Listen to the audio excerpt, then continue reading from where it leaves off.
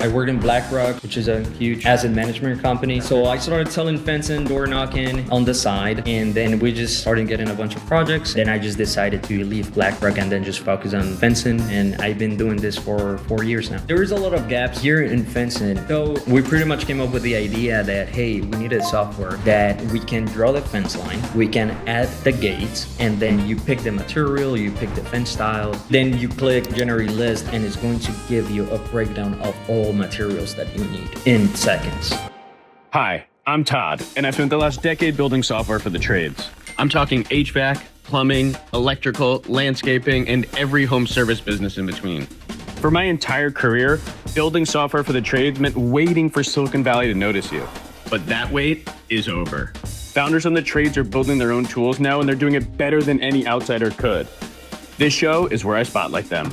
Welcome to Blue Collar Builders. Let's get into it. Well, Paulo, thanks for joining me. I appreciate it. Thank you so much, Todd, for the invite. Yeah, I'm looking forward to it. I want to start here by talking about Hawk Fences, and then we'll kind of talk about the software you built for the company. But why don't you give us a brief background on yourself and the Hawk Fences business? Awesome, Todd. Yeah, so my background, I do not come from a construction, from the construction industry. I was actually in the Marines. As soon as I graduated from high school, joined the Marines, and then I moved down to Georgia, and I went to Georgia State for finance. I worked in BlackRock, which is a huge, asset management company, for a while, and then I transitioned to the fencing industry. Okay, so you went from BlackRock to fencing. How? Not many people go from BlackRock to fencing. How did you possibly make that jump? Yeah, not at all. So I have a very close friend. And by the way, also thank you for your service. Let me say that first. No, thank you. So I had a very close friend that, and pretty much the only thing he does and he knows, it's fencing. So he's been in the fencing industry for a while, and then we kept direct communication, and all of a sudden he gave me a call. Asking that he wanted to start his own thing, but he needed someone that could, sell projects. So he offered me to be the salesman for his new company. And at that point, I was working, I had my dream job. I had my coworkers were awesome. The building was nice. So I wasn't really used to that kind of, life or whatever. And then I was very happy where I was at. But, I don't know. It just got my attention, and then I went on vacation to Mexico with my wife, and then we talked it over, and then we were like, why not?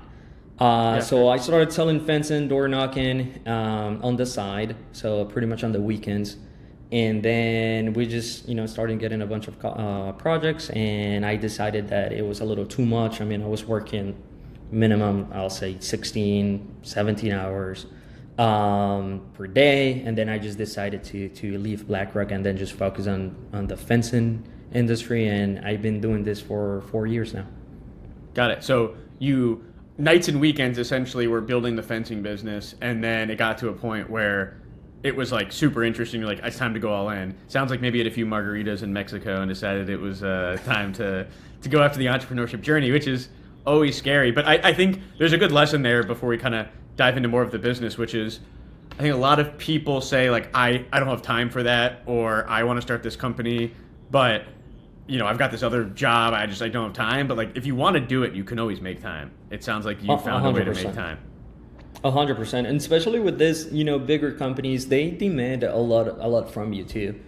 They pay really well, but in return, you have to give them, the majority of your day, maybe some weekends as well, and that's normal. But at the same time, I was, very young, and I had just a lot of energy. So I could see how it, could be a little harder for some people. I now have a baby, a daughter, so, I'm more mindful of my time. But back then, I had, plenty of time, plenty of energy. I still do now. So I think at the end, if you want to do it, I mean, you'll find a way. And then also, my friend at the moment, he also put in all the work with me. So we created a very good team for door knocking, where we're, going to Office Depot to print more, door hangers, whatever it took to make sure we had a steady, amount of lead flow. And then that's how we get a little bigger.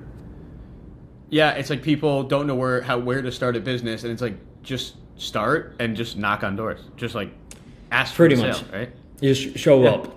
You just have to show up and show up on time, show up early. But the discipline is very repetitive, I'll say. But it's not. I mean, it's not rocket science, I think.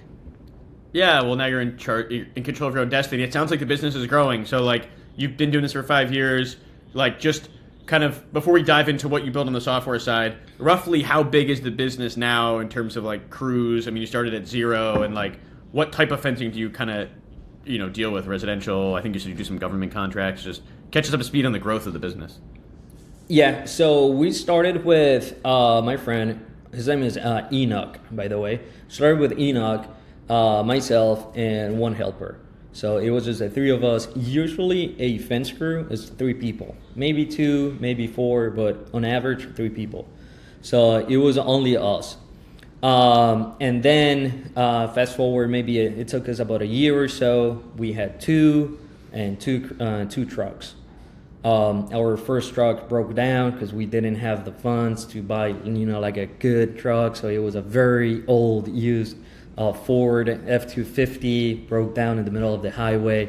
All these stories that you hear people, talk about, Startup those are life. real. It literally happened to us multiple times until we raised the capital to be able to purchase, brand new trucks. But now we have our main location is here in Atlanta. We are running 3 to 4 teams per day. We have 2 Google profiles here in Georgia, kind of like to reach more people. And then we also have a satellite location in North Carolina, and we have 1 team out there as well. So total per day, we're running about 5 crews every single day. Wow. And 4 to 5. What's the largest contract in company history? Actually, last week, we just won a government contract for the 4th largest county in Georgia. It's approximately $750,000. It's a 1-year contract with an option to extend for 1 more year. That's incredible, man. The Yes, growth sir. is really awesome, and I think it's a testament to your guys' just like willingness to do whatever it takes. Anyone that's willing to knock on doors as their kind of nights and weekends, it was just going to be successful.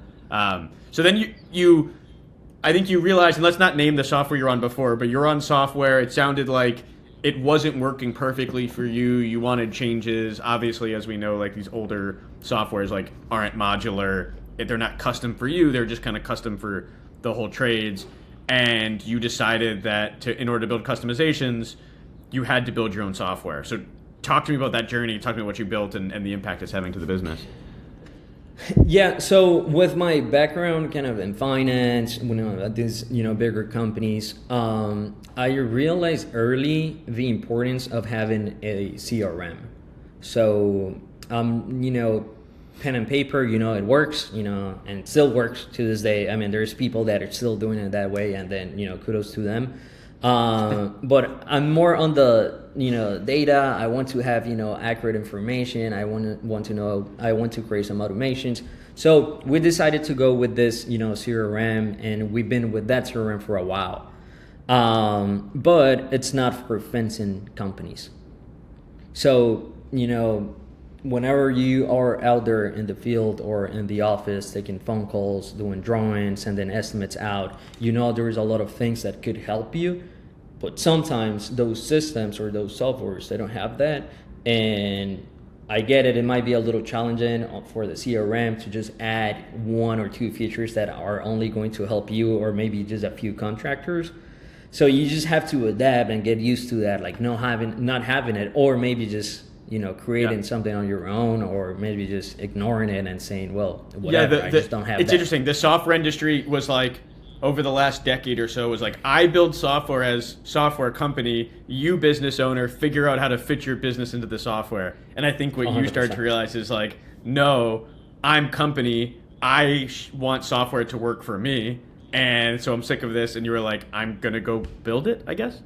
100%. Yeah, that's so interesting. So yeah, tell me what you ended up building. So it didn't work perfectly for you. They obviously were not going to go build one or two features for your specific use case in fencing. So what did you end up building?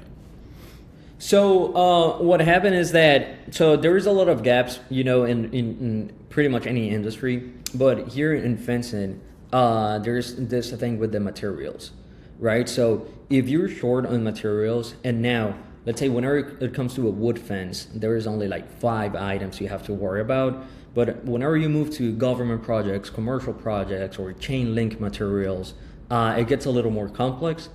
And then if you're growing a team, and then you're still wasting a lot of time, 1, creating the material list, or 2, going to these suppliers every single day because you were short on, let's say, end post or corner post.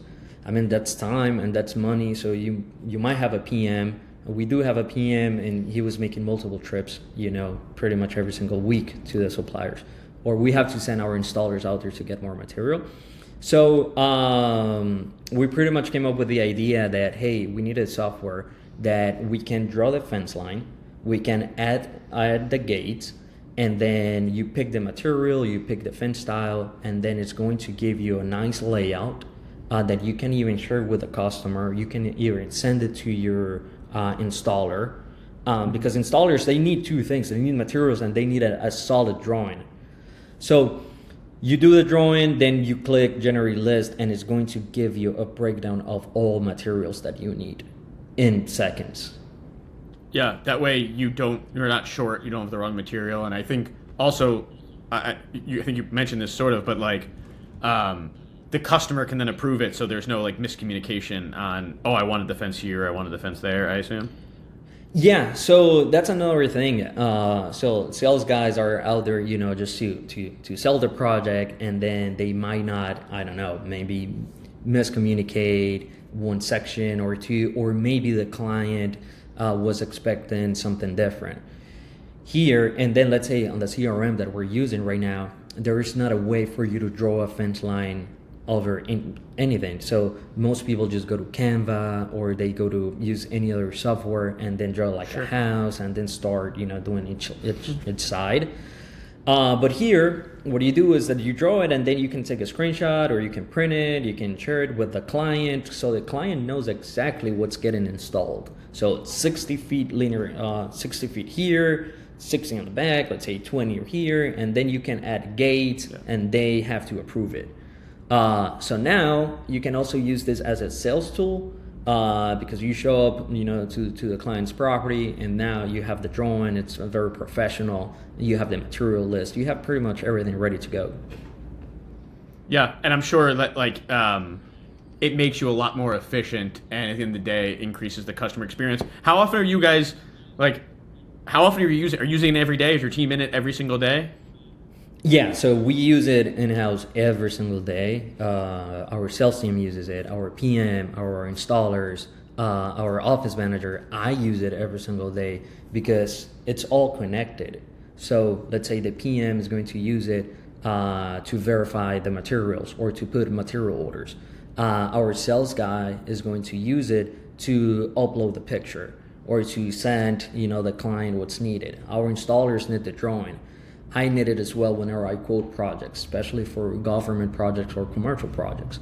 So now it's getting to the point that I'm showing up to a warehouse to do an estimate, and then I do the estimate, and I already have the material list right there, just with one click away. So I'm already saving that material list on our CRM. So whenever we convert that client, let's say we do not close that client that same day, I can just go back, copy, paste, send it to my supplier, and then get the list. Yeah, and then get the order. Totally makes sense. Well, I'm curious, like the previous software you were on versus the software now, like is your team, a lot of times it's hard to get your team to use software. So has it been easier to get them to use it because they essentially were part of building it and it was built for them? Or like, were they in the other software every day too? Or was that a bit of a struggle? So it was fairly easy. And the reason why it's because we made it, so it's made by fence people for fence people. So it's pretty much like the language is the same. So they already know what a line post or what a corner post is, or they already know the fence types. And then we actually added pictures and descriptions as well, so that whenever they pick, you know, their fence style, a description shows up, a picture shows up. Well, listen, I appreciate you sharing your story, and I'm excited to watch you guys grow.